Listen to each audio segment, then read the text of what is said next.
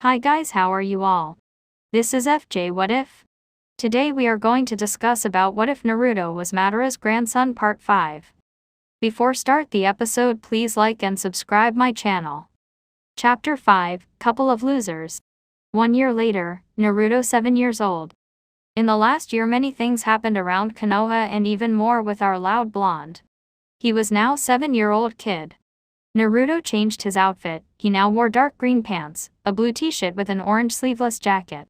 /N, check profile for image. A couple of weeks ago, there was an incident that shocked Konoha. The Uka's clan prodigy Uchiha Itachi massacred his own clan, leaving only his little brother alive. This event turned his little brother Uchiha Sasuke into an avenger, wishing only to kill his older brother to avenge his fallen clan. The Uchiha clan, even though were arrogant pricks, they were a powerful and highly respected clan in Konoha. The funeral service was huge. Every person in Konoha attended and paid their respects, with the Hokage delivering the eulogy. Naruto watched from afar with a sad face. He may not have liked the Ukas, but in a way they were family. He also felt a bit glad that he never told anyone he was an Uchiha, or maybe he also would be sleeping underground right now. Naruto decided that after this incident, maybe it would be better to tell the Hokage about his legacy, but still keeping it a secret from the village for now. What would the village think if right after the Uchiha massacre, the demon brat appeared using the Sharingan and being one of the last Ukas? Man, I would be eaten alive. He would most likely be forced to, when ready, be a sperm donor to restart his clan. He was the demon brat. He would most likely be used and, when not necessary, discarded. He thought about approaching Sasuke, but when he saw him in the academy, the kind of personality he had, power-hungry, arrogant, he wisely chose to forget him and let him be. The academy in Konoha start at age 8 to anyone who wishes to become a shinobi of Konoha. The curriculum lasts 6 years and ends with the students being 14 years old and genin rank should they pass their exams. The academy starts with history, math and other general topics, then goes for chakra theory and principles to stealth, weapons training, traps and tactical training, and ends with taijutsu and ninjutsu training. When the Naruto showed the Kyuubi his academy curriculum, he wondered how the hell was Konoha the strongest shinobi village in the elemental nations. This year's class was very special. Naruto's class was filled with clan's heirs. There was the Inuzuka, known for their dog partners and collaboration ninjutsu. The heir of the clan was Inuzuka Kiba, a loud and brash kid. He had brown hair and 2 red markings, one in each cheek, symbol of his clan. There was the Akimichi clan. Their heir was Akimichi Chuji, a small boy with large bones. Anyone who called him fat gets smashed. Their clan was known for using techniques that relied on high calorie usage, meaning Chuji was always eating. There was the Yamanaka clan. Their heiress was Yamanaka Ino. She had long blonde hair and wore a dark pink outfit. Her clan used mind techniques. They could read thoughts with mere touch, confuse and make enemies attack each other, and even take control of the enemy's body. There was the Nara clan. Their heir was Nara Shikamaru. He had pineapple-style hair and wore mesh shirt with black sleeveless jacket and black pants. He was lazy and mostly slept through classes. The Nara clan was known for its members having high IQ and being extremely skilled in strategy and planning. Shikamaru's father was actually the head of the strategy division of the village. There was the Aburame clan. Their heir was Aburame Shino. He has a collected guy, distant to everybody. He had black sunglasses and wore a gray clock that pretty much only showed his glasses. His clan rely on using bugs to fight. Their children once born are implanted with bugs that feed on their chakra so they can use them to fight. There was the Uchiha clan. The last member of his clan and heir was Uchiha Sasuke. He wore a blue shirt with the Uchiha crest in the back and white shorts. The Uchiha clan was known for their high affinity for fire, and their Kekkei Genkai, bloodline limit, the Sharingan that Naruto also had. Naruto was an Uchiha after all. There was also a girl named Haruno Sakura. She had pink hair and wore a pink dress. Even though she wasn't from any clan, she was in this class. She was the daughter of Haruno Akira, which was a member of the civilian council. Figures, he thought. The last clan was no other than the Hyuga clan and their heiress Hyuga Hinata. The Hyuga clan, much like the Ukas, were known for their jujutsu, the Byakugan. This bloodline limit, when active, allowed them to see chakra with high detail, almost 360-degree vision, and long range extending to kilometers, if trained enough. The clan also have the Gentle Fist Taijutsu style, which is renowned to be the strongest form. Hinata and Naruto met a couple years ago after Naruto saved her twice and she developed a crush on him. Both of them met a few times along the years and became close friends, and even though neither of them would admit, they both liked each other more than simple friends. The current year was going down without much trouble. Naruto decided to accept the Kyuubi suggestions regarding academy and use a mask. The Kyuubi suggested Naruto to hide his real strength. Deception is the ninja's greatest weapon, and so Naruto opted to show his mask by being a loud, knucklehead, dumb kid. He chose to become the dead last, and it was a wise choice, since every teacher tried his best to make look bad. He couldn't rise suspicion, for now. I bet the civilian council would have me stay weak forever if they could, Naruto thought as he tried to sleep in the classroom. 1 year later. In the last year, Naruto grew more than he could hope for. Thanks to his matured Sharingan, he managed to copy an extremely useful technique while watching two Jonin spar. Flashback. Naruto was approaching a training field, hoping that it would be empty, when he sensed two powerful chakra signatures. Suppressing his chakra, something that the Kyuubi taught him, he could actually sneak up on people extremely well. Being a sensor allowed him to know if he was actually suppressing his effectively or not. He approached and started to watch them. "So Kakashi, are you ready for our next youthful challenge?" said a Jonin that was wearing full-body green spandex suited Jonin flat jacket. He had the thickest eyebrows Naruto had ever seen. Not paying attention, the silver-haired ninja identified as Kakashi said something guy. "Damn you Kakashi and your hip ways. Our score stands 50-50, shall we begin?" Guy asked, to which Kakashi nodded. Kakashi had silver gravity-defying hair. He wore that standard Jonin clothes, black pants, mesh shirt with Jonin flat jacket, and covering his left eye was the Konoha Hitei, /N, I think it's called Hitei. Naruto watched in wonder the speed on the battle. His fully matured Sharingan allowed him to follow every single move, each one of them did. The battle went for a couple of minutes until Kakashi pulled up his Hitei, revealing a Sharingan. What? How can he have a Sharingan? I thought all Ukkas were killed minus Sasuke, Naruto thought, wondering how could Kakashi have the Sharingan.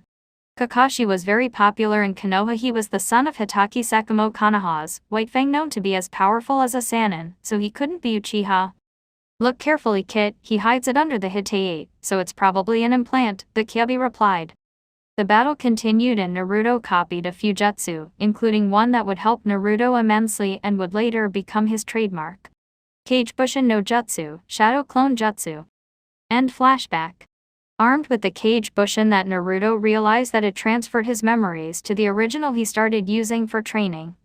For now, Naruto's limit was about 1,000 clones.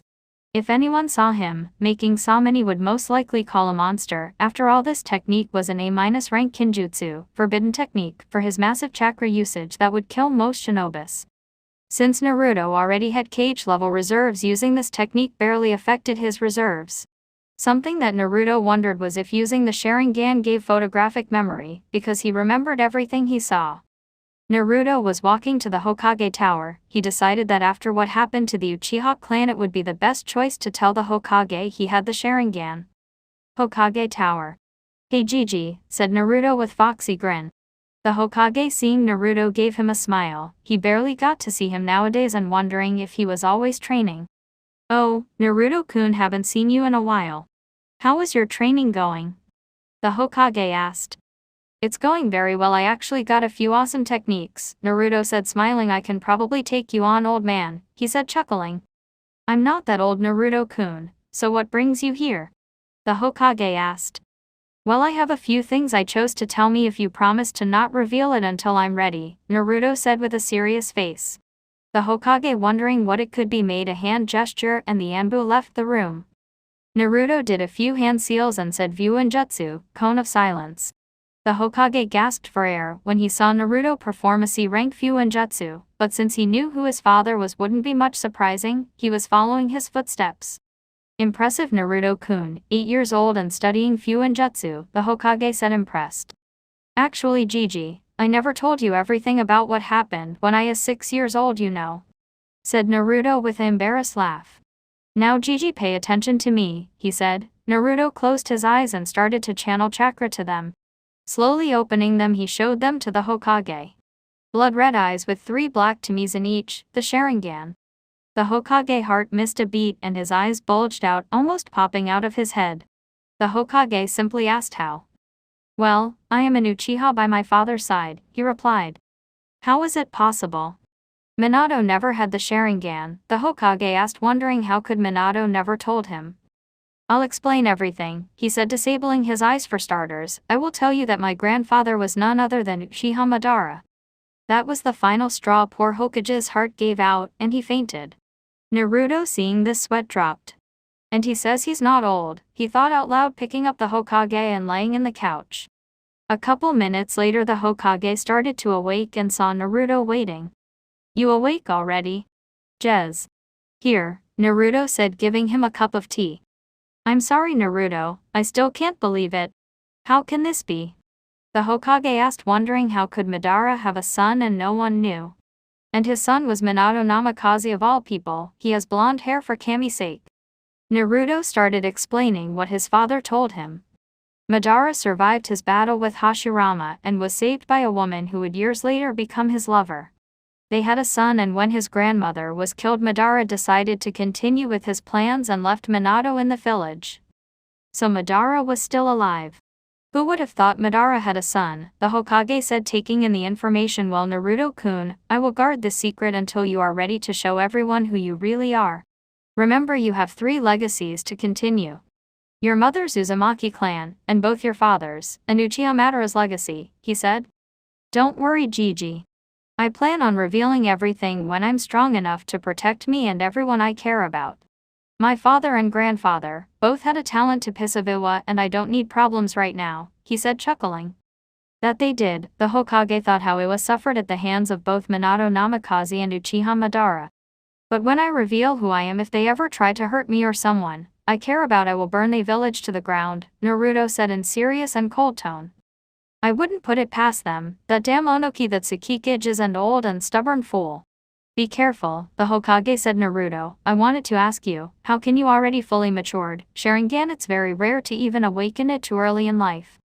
You see, Gigi, I awakened it when I was 5 years old after some Chunin tried to attack me, and I matured it when I killed the Kumo ninja that tried to kidnap Hinata, he explained, to which the Hokage nodded. It made sense. The Sharingan awakens and evolves in life and death situations. So that's how you were able to keep up with a Jonin. The Sharingan truly is a terrifying power, the Hokage exclaimed. The Sharingan allowed a 6-year-old to kill a trained shinobi. I'm going, Gigi, I just thought you should know after what happened to the Ukas, Naruto said, leaving the Hokage's office. He will one day really take this hat from me, the Hokage thought, chuckling. Konoha streets. Naruto was walking through the streets of Konoha, going to a training field to find out and start training his elemental affinities. He already knew that most likely he would have fire from the Uchiha blood, but he could have more or not even fire. Better safe than sorry. Naruto was walking peacefully, keeping himself in the shadows not to have problems, until he heard someone crying. Checking so see who was it, he noticed it was Hinata. She had her knees to her chest and was crying. Naruto quickly rushed to her side. Hinata-chan, what's wrong? Why are you crying? He asked, worried to help her. Hinata, seeing Naruto, quickly hugged him, crying even more. Naruto tried to ask what was wrong, but she didn't answer. Naruto started whispering comforting words, saying it would be alright, until she fell asleep and his chest tired from crying. Naruto picked her up bridal style and took her to his apartment. He laid her in his bed, took a chair, and sit by her, said, grabbing her hand. He fell asleep minutes later. After a few hours, it was late at night, around 2 a.m. Hinata started to wake up, opening her eyes, not knowing where she was. She jumped up, awakening Naruto, who was by her side. Seeing that he was by her side, she couldn't help but blush until she remembered everything that happened yesterday. Hinata-chan, what happened? You can tell me, I will help, Naruto said, trying his best to help her. Hinata was looking at the ground, sad. She decided to tell him everything and started to remove a piece of cloth that was tied to her forehead. She removed it, showing a green tattoo. It was the cage bird seal. Naruto, seeing this, was shocked. They branded the heiress of the clan. My father said IWWS to W week to be the H heiress, O of T the clan, so HEB branded, ME and D disavowed F from the H Hyuga C clan, she said, looking at the ground. Naruto was furious. How could they do that to family, branding it's a despicable decision, but to remove a member and even his daughter from the clan for being weak. It's okay, Hinata-chan, you are not weakened. You have me, he said, slightly blushing. But I'm weak. I was almost kidnapped. I was the same age as you and you managed to save me. I'm nothing more than a loser, she replied, crying and yelling, letting all her anger and frustration out. No, Hinata, you are not weak. You are a kind, loyal, hard-working and a beautiful person, he said, getting blush from her. Look at me, he said, taking his hand to her chin and raising her head. They locked eyes and he continued. I'm hated by everyone in the village, they all call me demon and try to hurt me. To them I'm nothing more than a loser that shouldn't even be allowed to live, but I don't give up and I never surrender. That my Nindo, and one day I will prove to them that I'm strong, he exclaimed, getting a smile from her. Is it because of the Kyubi? She asked. She knew it would be sore subject. How do you know? Naruto asked, stuttering, a bit shocked. She knew. Well, when I use the Bakugan, I can see the red chakra in your gut and father told me stay away from you, and the villagers call you demon, so I did a bit of research, she said. Do you hate me? Naruto asked, wondering if he would lose his only friend. No, of course not. I know that you aren't the Kyubi. You are a kind, cheerful and brave person, she said, hugging him. Naruto felt a tremendous weight leaving his shoulders. Hinata, let's work hard and prove to them that letting you go was the worst decision they could ever make. If you want, I'll help you, he said. Really? She asked hopefully. Of course, I take care of the people I care about and love, Naruto said with a blush, lightly bending forward and softly kissing her in the lips.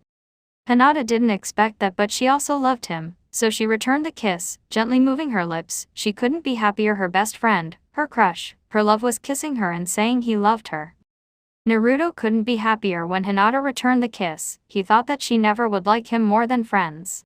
Slowly backing up and ending the kiss, they were both blushing. Hinata quickly hugged him and said between sobs, Naruto-kun, thank you, I love you too. I promise, Hinaheim, she blushed at the affectionate name, that I will one day remove that seal. I promise that I'll protect you and together, we will show the village what a couple of losers can do, Naruto exclaimed, giving her his foxy grin and kissing her cheek until she fainted. Well, that lasted longer than I thought, he said, laughing. End of chapter 5.